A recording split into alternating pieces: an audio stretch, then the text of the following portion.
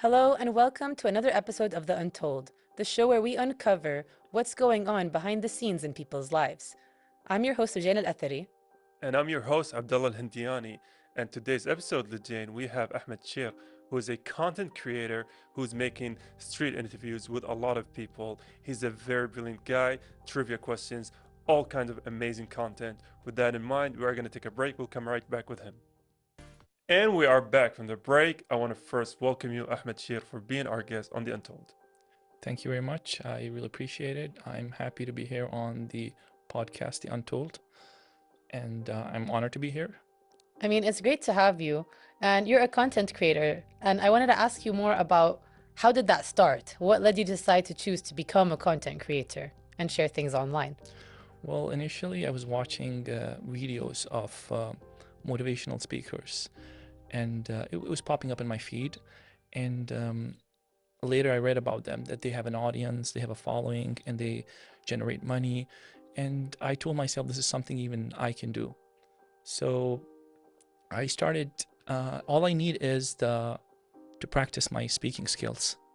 So the first thing I did was I wanted to deliver a positive message. So I just wrote a script of say 60 to 80 words, and I recorded myself with a phone. And next thing you know, I uploaded it on my WhatsApp status, and I got some positive feedback from a few of my friends. You know, that's all you need. You just need a pat on your back from just a few friends. And the next thing you know is like I really wanted to do this on a consistent basis, and this is where my this is where it started all. So, have you always been comfortable in front of the cameras, or was this an entirely new territory for you? No, this was a new territory for me.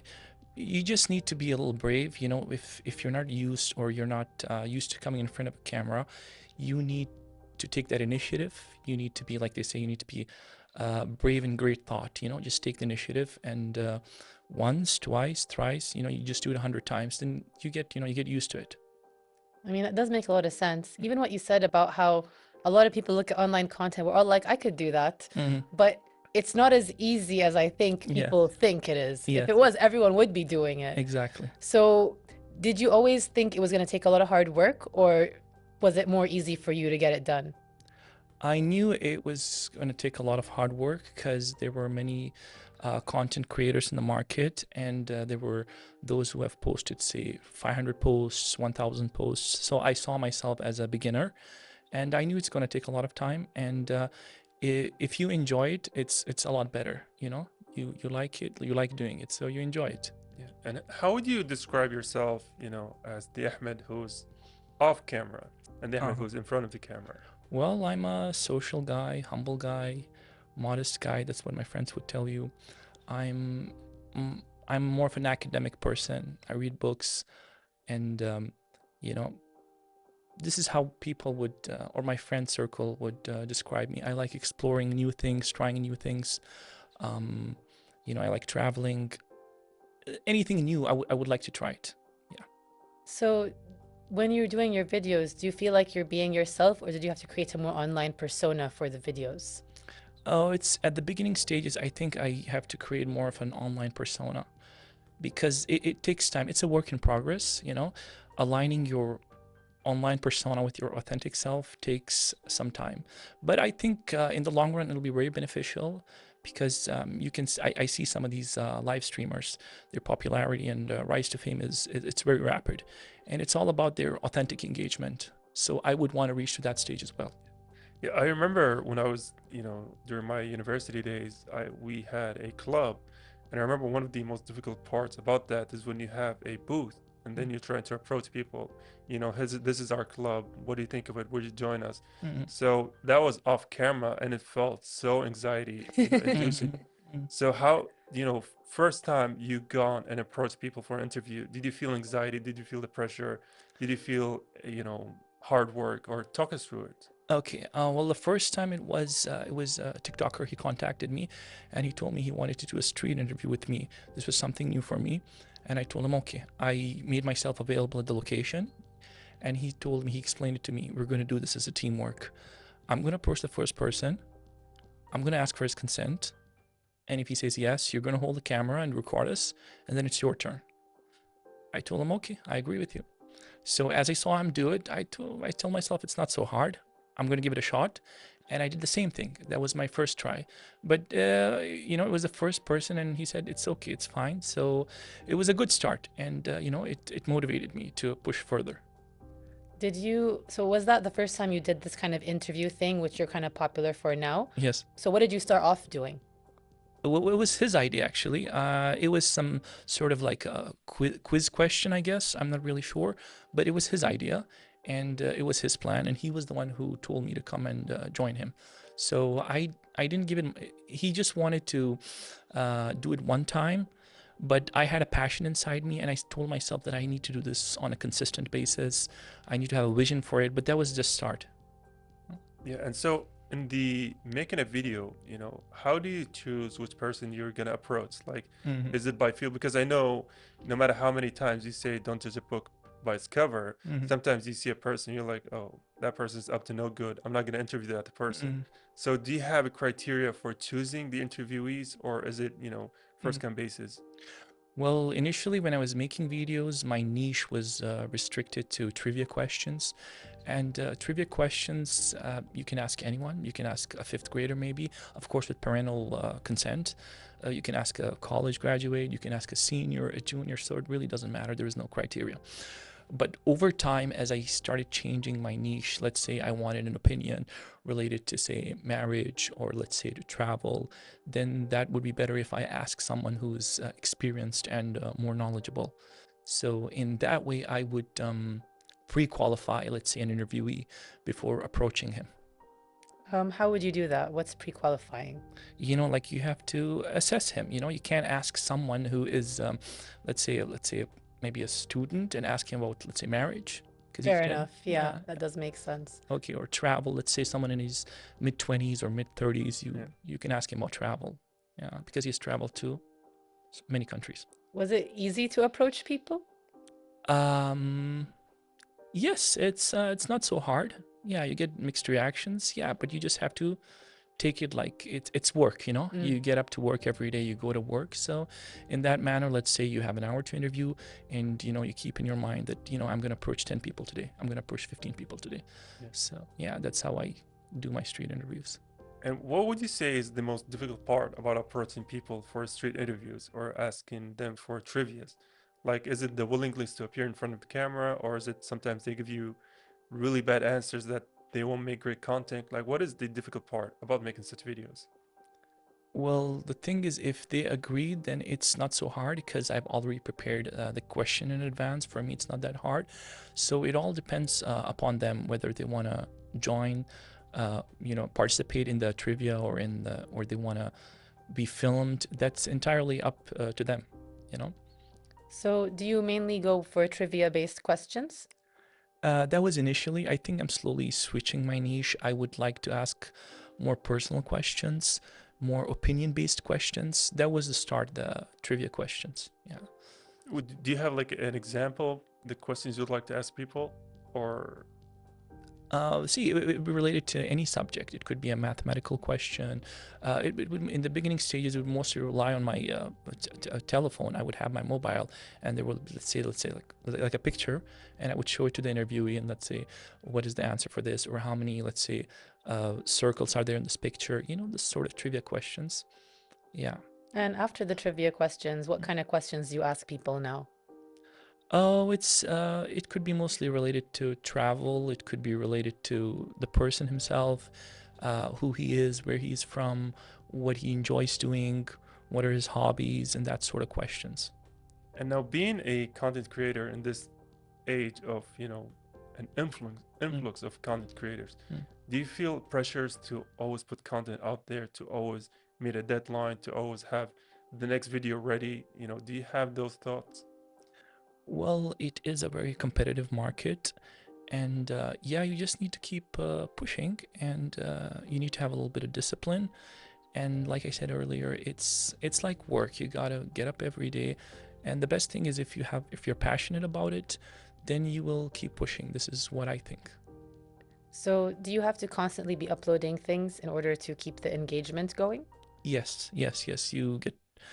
you never know when your next viral video is coming up, so you just have to have that motivation, dedication, and discipline to keep pushing.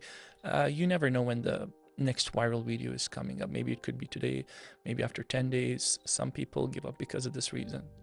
Yeah, because it takes a lot of effort to beat the algorithm now. Because Yes. you gotta have so many clicks, so many interactions, so many elements gotta come towards that specific post to raise that algorithm.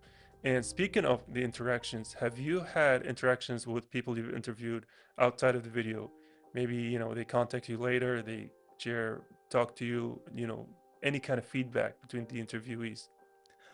Well, sometimes if the video was viral, I would approach the interview himself and I'd say, that was great, maybe you should consider creating content.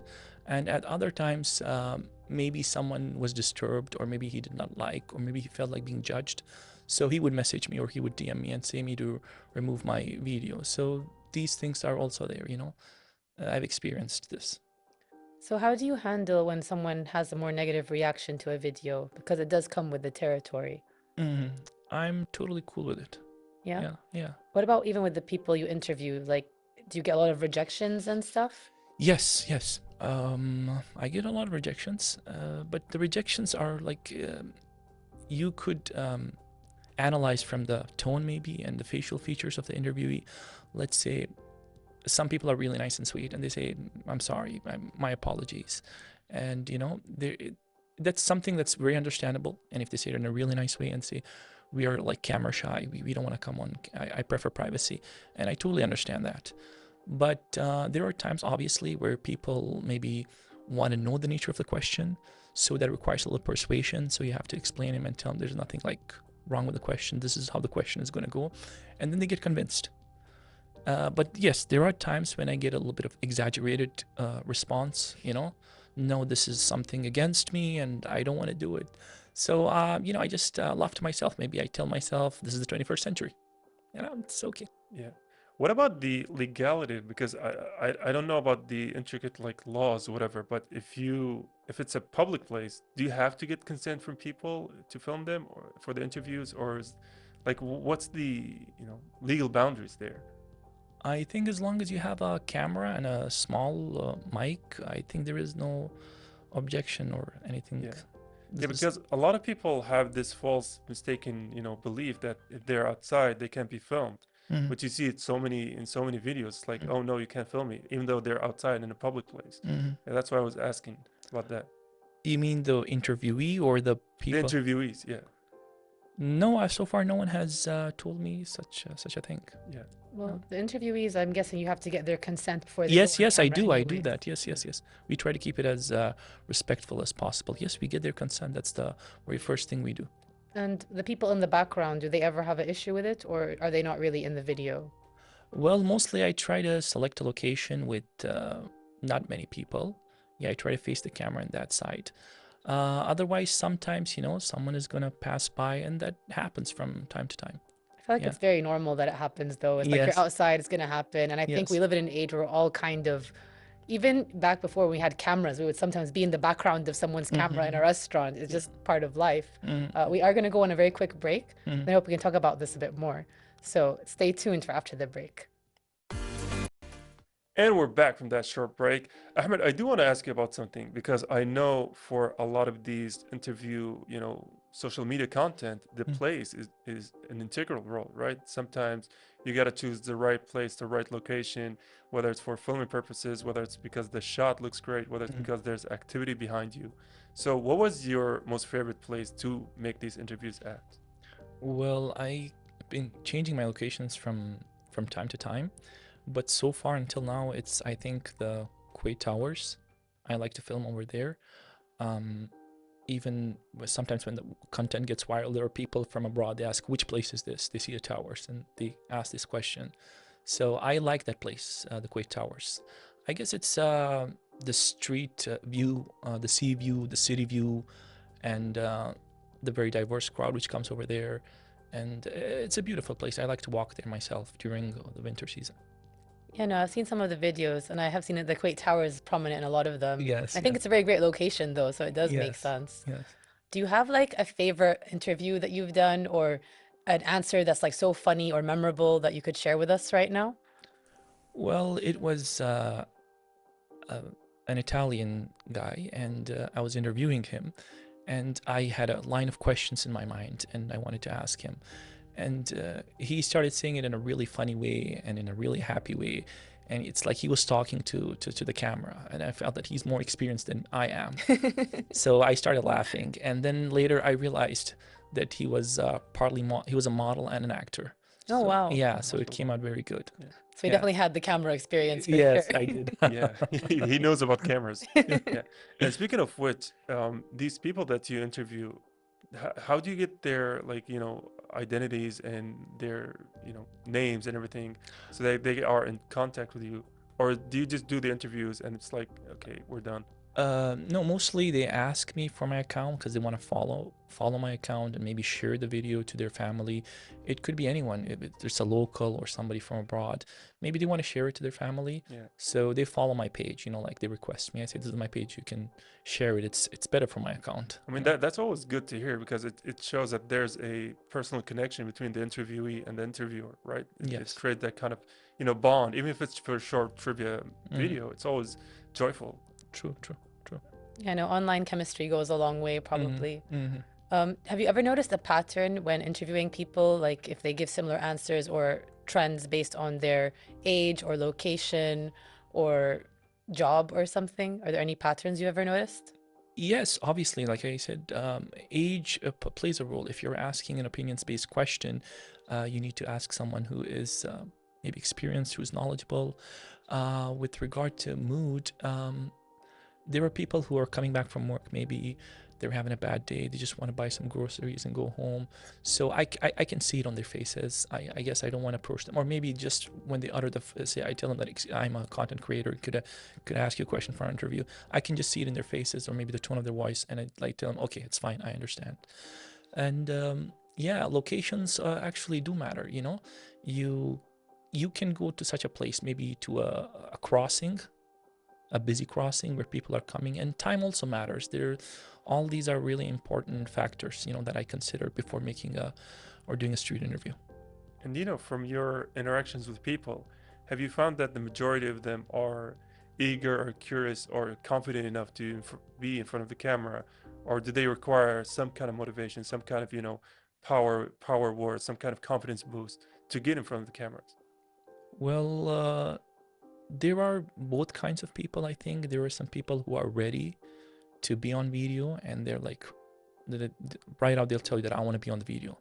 And I really don't ask them. Maybe they have experience behind camera, or maybe they want to take it as a challenge to appear on a video.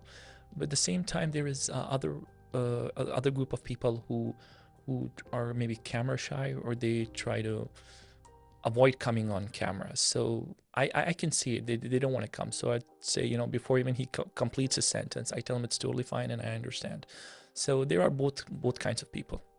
That's fair enough. I think it's always going to be that way, because people are always going to change based on their mood and other things. I noticed though that you don't only make these kind of question-based videos, you also make some travel videos. Yes, I do. So can you walk us through that? Like when you travel to a different country, like what do you choose to highlight? Like the landmarks that you choose, or the things that you choose to showcase? How does it work for you? Well, I love to travel, and at the same time, I love anthropology, which is a study of human societies and cultures.